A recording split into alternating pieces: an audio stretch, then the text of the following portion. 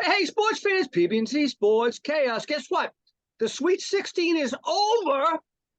I wonder if anybody's cherry popped after that. Anyways, it's Elite Eight time. And who do you like now? We're going to talk about that momentarily. Frozen Four as well. That commenced this week. PB will give you a little update on the Frozen Four. By the way, I totally forgot. The first round in the East was in New Hampshire. I would have went. Yeah. I would have got tickets. Yeah. And Oh, B, bomb, B is man. actually playing this afternoon at 4 o'clock in New Hampshire. It's at 4? Oh, God. Wow. Hey, speaking of big time events, so we talked a little bit a couple of shows back about the WBC, right? It was taking place down there in your neck of the woods. This turned out to be a pretty great event, huh? Yeah, I'd say. I mean, some people are like a little upset because guys got hurt, but it's the nature of the beast. But after that epic series, you can't go back now, right? Yeah, I think it got a little bit of attention this year. Down here, it got a lot of attention. There's a lot of, obviously, Puerto Ricans and Venezuelan and so Cubans. it gets, people like that never post about sports. We're posting about sports that I know in the Latin community. So it's pretty interesting to see. Yeah, for sure. Hey, we'll talk a little NFL free agency momentarily. I got a question for you, though, PB. We're going to talk baseball next week. But interesting story came out this week.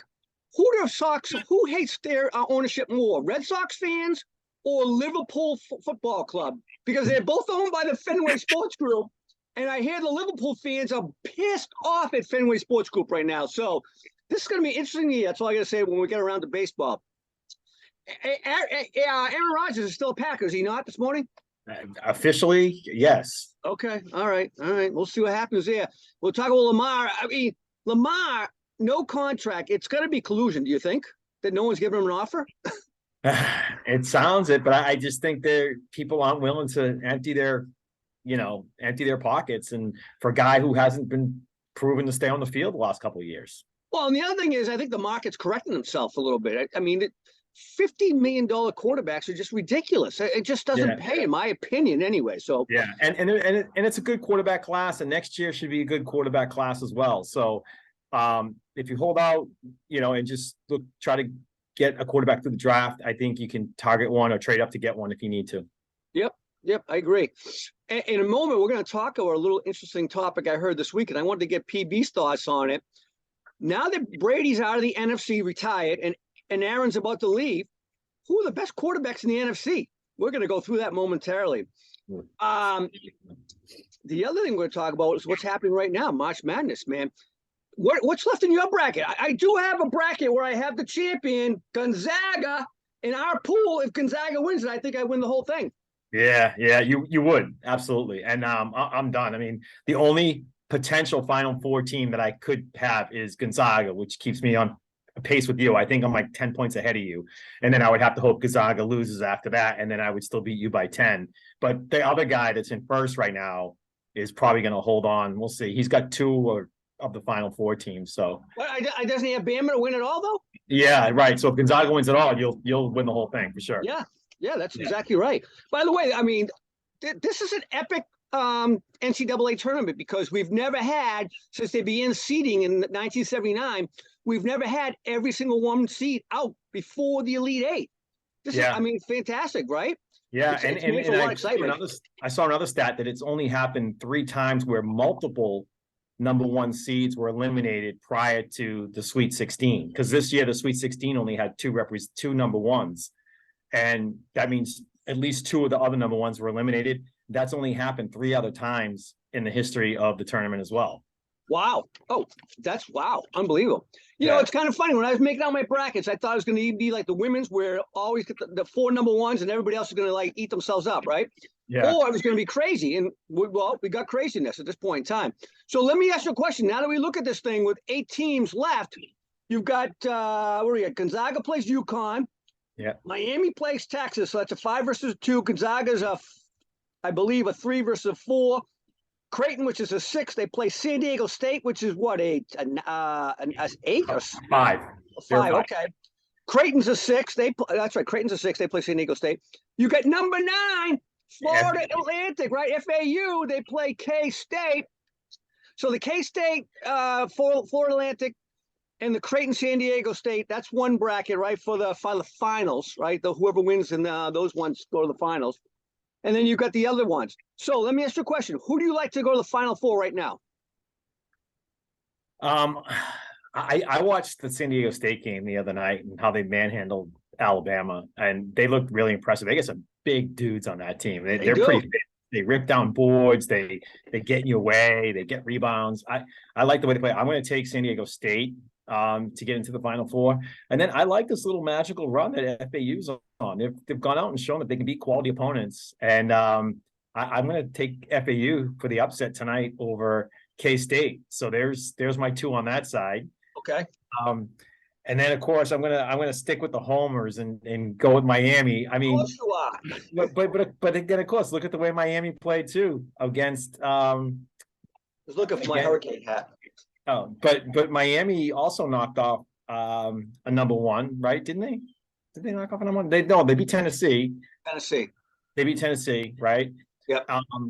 But then didn't they play? Oh yeah, they beat Houston. They beat Houston, right? They beat Tennessee. Yeah, last night they beat Houston. So they're also beating quality opponents as well. So I'm going to take Miami to beat Texas. You might consider that to be an upset. And then in the final bracket, I don't know what the heck. I'm also root for one of the local New England teams. So I'll take UConn. So I got Gonzaga in my pool to win it in the PB&Z. I actually think UConn's the best team right now. So you're going to pick, yeah. I'm going to stick with Gonzaga because I have to, because I need them to win the pool. Okay. So I'll stick with them. I got Texas myself in that, so we're going against each other on that one. I like San Diego State as well. I'm with you on that one. I think they beat Creighton. And I think the K-State momentum, man, with that little dude, Novell, 5 foot, whatever he is, 9 or something like that. Yeah. He's exciting to watch. I mean, that no-look alley-oop pass in overtime the other night was, I mean, everybody made a big deal about the dunk. The kid was looking at his coach, inflicted from almost half court, right? An alley-oop pass. It was unbelievable. So I got K-State. Oh, wow. Only the same on one. Yeah. That's just San Diego State, right? All right. And by the way, I happen to think, I think it's going to be Connecticut, but I am rooting for Gonzaga to make it just because I have them. Yeah.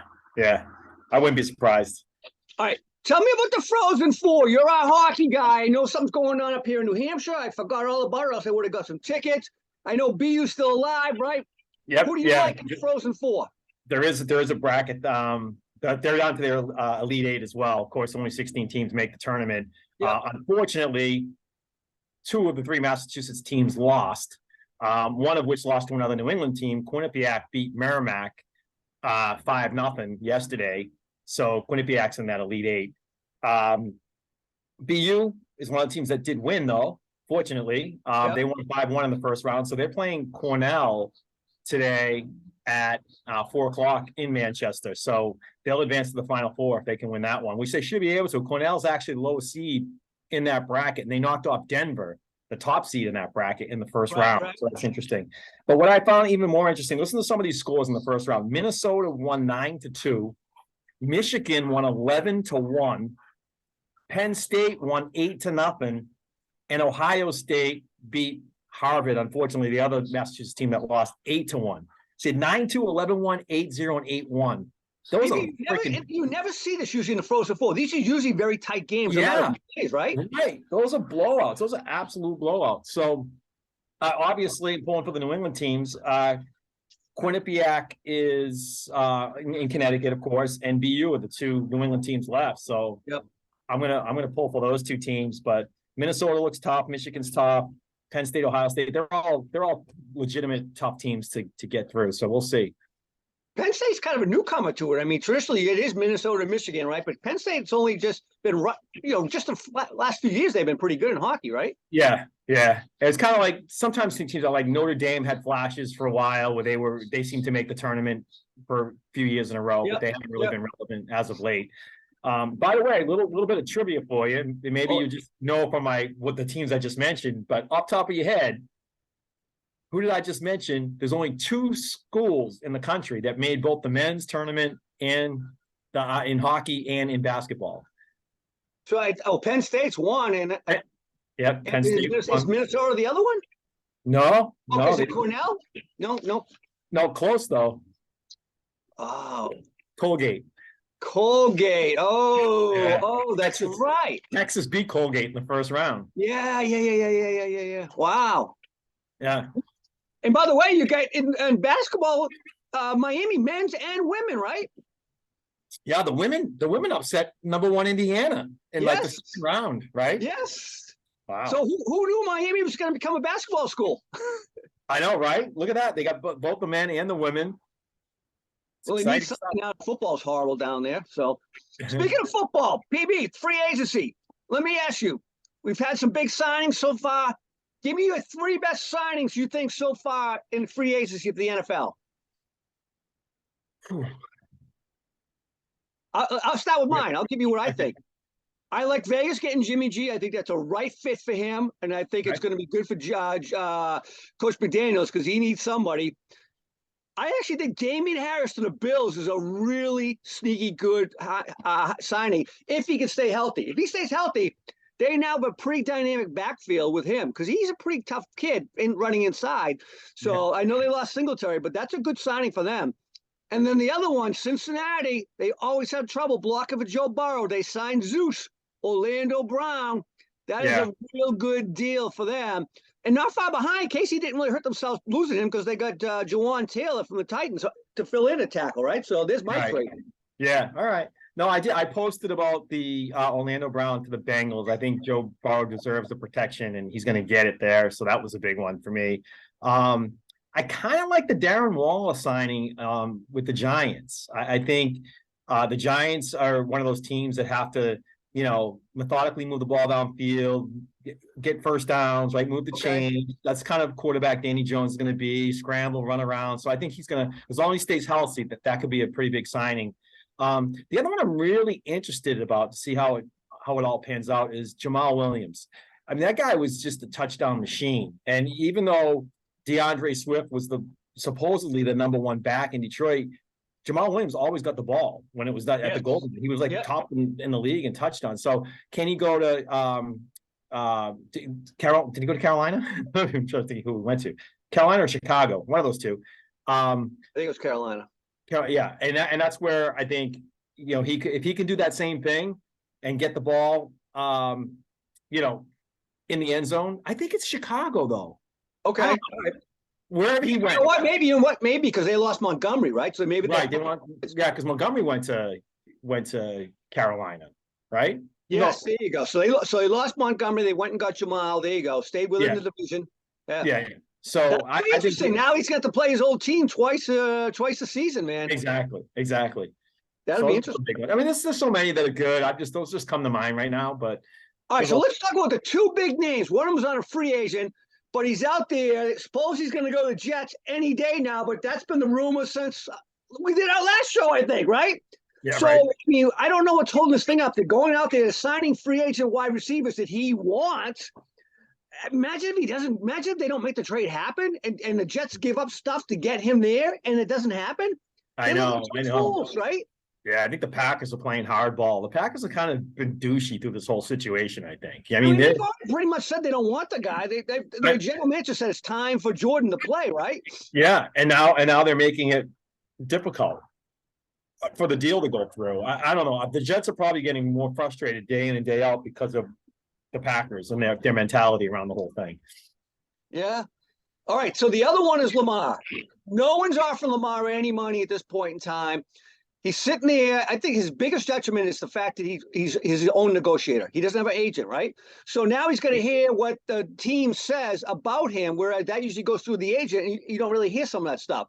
Right. So to me, it just blows my mind. First of all, I happen to love the guy. I think he's one of the most exciting players in football, but I'm a little bit on your side on this. He's not an elite passer. So there's no way in heck he should be getting $40 million a year. I think 32 million is the right number for him, but you can't guarantee it with basically what you said in the past, PB, that he's injury prone, right? Yeah. And that's what they're looking at.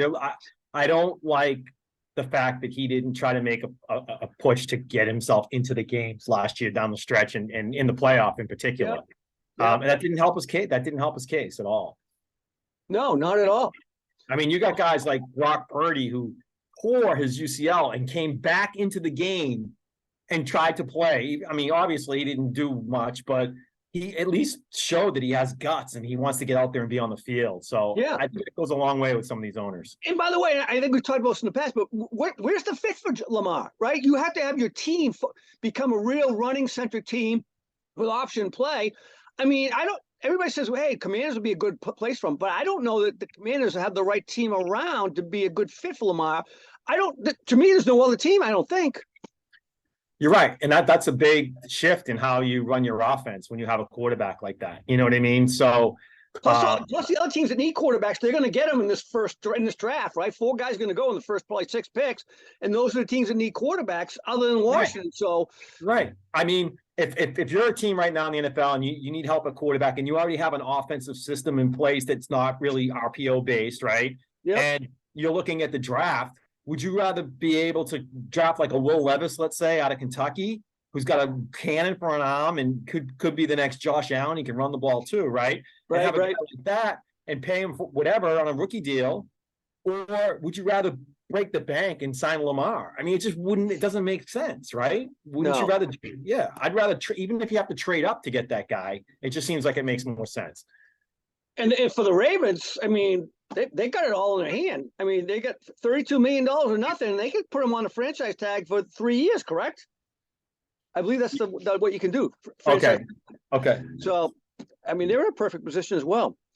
All right, speaking of quarterbacks, now that Aaron is supposedly going to go to the Jets and no longer be in the NFC, and our boy, Mr. Brady, who's here with me again today, he's no longer playing for Tampa Bay or anybody for that matter.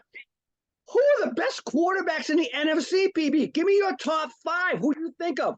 Yeah, this was really hard to do, believe it or not. But it wasn't it? Yeah, I'm going to take a stab at it. I'm going to tell you guys that I did not put on my list first. I don't have Dak on my list. Ooh. I don't have Carr on my list, just because it's Carr. I don't have Geno on my list only because he could have been a one-hit wonder. I wanted to see some consistency and see some more out of him.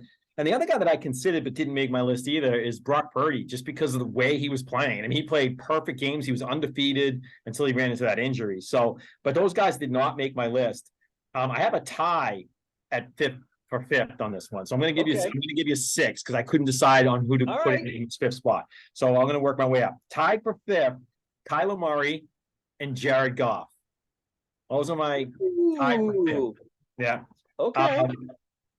By the way, I got Goff at 5 myself. All right. At 4, I have Danny Jones. And the reason I have him in there is because I think this guy can lead an offense. He took his team to the playoffs. He won a playoff game.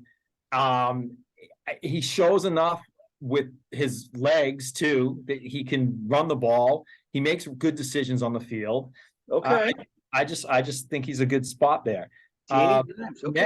Next at number 3, I have Kirk Cousins.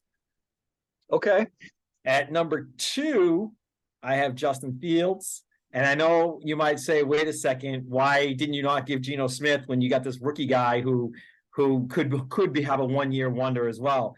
But I just think he just showed so much last year with his athleticism, his rushing yards.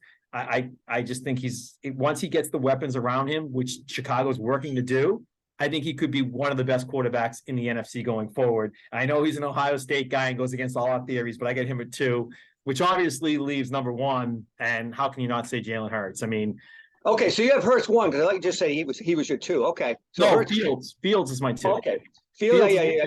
And Hurts is my 1. Okay, I'm with you on Jalen Hurts. I got him number 1 as well. I have a lot of belief in that kid. I think Dak is number 2 in my opinion. I just because he's the most experienced. He's the most consistent, if you want to call him consistent after last year. I don't know. I do think I've always been a Geno Smith fan. I've got him 3rd. I don't think he's a one-year wonder. I think he throws one of the prettiest balls in football, probably the prettiest since Warren Moon, in my opinion. Okay. I got Justin Fields as well. I know I'm not high on Ohio State quarterbacks, but I'm with you. I think we've seen enough to say that if they put some players around him, he's going to be pretty good. And I just said I have Goff. By the way, Fields, I took over Kyler Murray in that 4th spot. And you say, why didn't you put Kyler 5th? I think Jared Goff is just too consistent.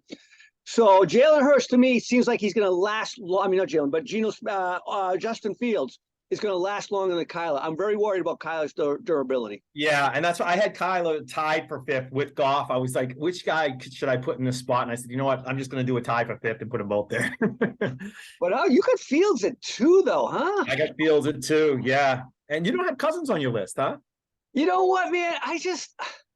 Unlike some other guys that I hear on the talk shows, Cousins is okay, but he's not a big time playoff primetime guy, right? Neither is Dak. If you want to, I mean. Oh yeah, you're right.